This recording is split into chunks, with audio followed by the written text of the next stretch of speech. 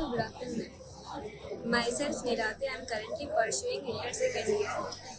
And hero section ఏంటంటే Hello everyone, I'm Switzerland. I'm studying second year of Qatar. ఇక్కడ my event లో ఈరోజు chief guest గా సింపారాయ్ సాహిబ్ అని పిలిచారు. He encouraged us and motivated us very great way.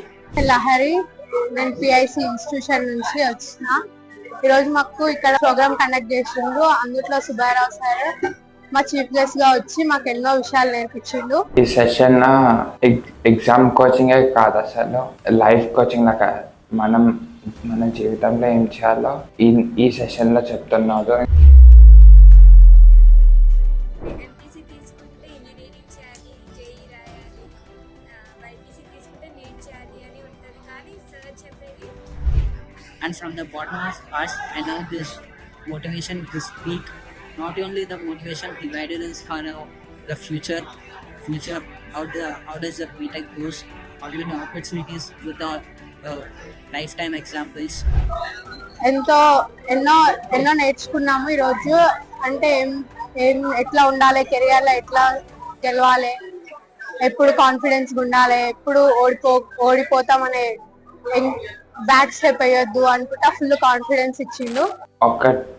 దాన్ని ఒకటే విధంగా చూడకుండా వేరే వాళ్ళ పర్స్పెక్టివ్ నుంచి చూడడం చెప్పారు.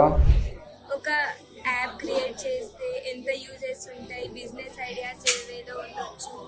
ఒకటే నార్మల్ చిన్న జాబ్ కాకుండా పెద్ద జాబ్ ఏ వేలో ఉండాలి, ఒకరి కింద పని చేయాలా, ఒకరి మన కింద పని చేయాలా అని సార్ వల్ల తెలుసుకున్నాం. అండ్ ఏ వేలో చదివితే మన లైఫ్ బాగా సక్సెస్ అవుతుంది.